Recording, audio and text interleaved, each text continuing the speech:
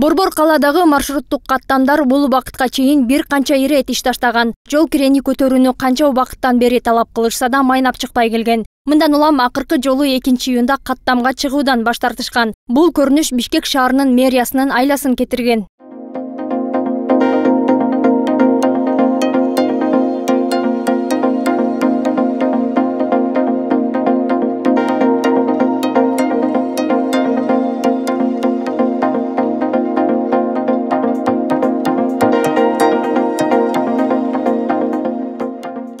Бишкек мэриясынын транспорт башкармалыгы кичи автобустук каттамдардын айдоочуларынан шаардык кеңештин депутаттары келгичекти ишке үзбөй чыгып берүүсүн суранган. Бул убакытка чейин 4500дөн ашуун маршруттар кала тургундарын тейлесе, азыркы тапта 1000ден ашуун гана ташуучулар иштеп жатат. Учурда күйүүчү май дагы да кымбаттап жаткандыктан айдоочулар эртерээк жол кире маселеси чечилсе болот эле дейт. 3 мүнөттөн айдаганда биз жетиш эмеспиз. Ошол жерде маршрутка менен каттап жүргөн элдер чынында билет. 3 мүнөттөн жетиш эмеспиз. Ошондо элдер 4,5 миң маршрут жетишпей калчубуз ошол убакта. Азыр биз забастовка кылган малда 1,5 миң эл айдоочу калган болчубуз. Ошондо да кетип атканда биз ошолорду жок дегенде жумуштан алып калалы. Анткени балдарда үмүт бар болчу да 15 сомдон болсо ушу маршрутка калабыз деген. 15 сом тилекке каршы алмалда болгон жок. Азыркы күндө күзгө чейинки обещание айтылган сөздөрүнө балдар ынаган жок дагы көбү массовый кетип атат. Бишкек шаардык кеңешинин жаңы шайланган депутаттары ишке кирсе, транспорт башкармалыгы тарабынан түзүлгөн долбоор биринчи сессияда каралат. Сунушталган долбоордо шаар ичиндеги каттамдардан пенсионерлерге гана жол кире 5 сомдон калат. Калган автобус, троллейбустардан тарта жол кире көтөрүлөт. Жол кирени көтөрүп бериңиздер. Анткени биздин баягы унаа тетиктери кымбаттады, май күйүүчү заттар кымбаттап атат.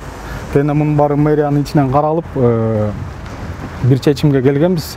Азыркы убакка чейин бул жол кире маселеси бүт тепкичтерден өткөн. Тепкичтерден өтүп, азыркы убакта Бишкек шаарынын кеңешинин депутаттарына кароого берилген.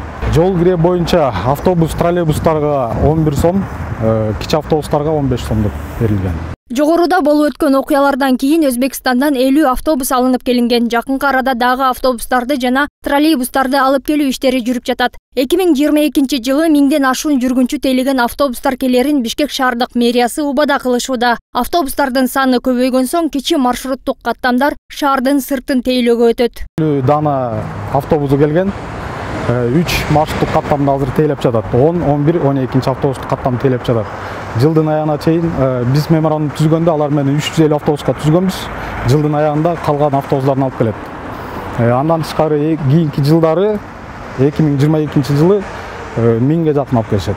Андан тышкары дагы бизде азыркы убакта Европалык өнүктүү банк менен азыр сүйлөшүүлөр болуп атат. Дагы мындан чоң автобустарды алганга, жана 10 метрден өдөңкү автобустарды алганга. Мындан сырткары түркиялык компания Бишкек шаарында монорельстүү транспорттук тутумду куруу маселесин карап жатат. Президент Садыр Жапаровдун Түркияга болгон расмий иш сапарында компания менен инвестициялар министрлигинин ортосунда кызматташуу жөнүндө меморандумга кол коюлган. Мындан улам меморандумду ишке ашыруу жана транспорт системасы менен таанышуу үчүн 12-14 июль күндөрү Бишкекке аталган түрк компаниясынын кызматкерлери келип, Борбор калаанын транспорт тутуму менен таанышып кетишкен. Монорельс куруу иштери качан башталары азырынча белгисиз.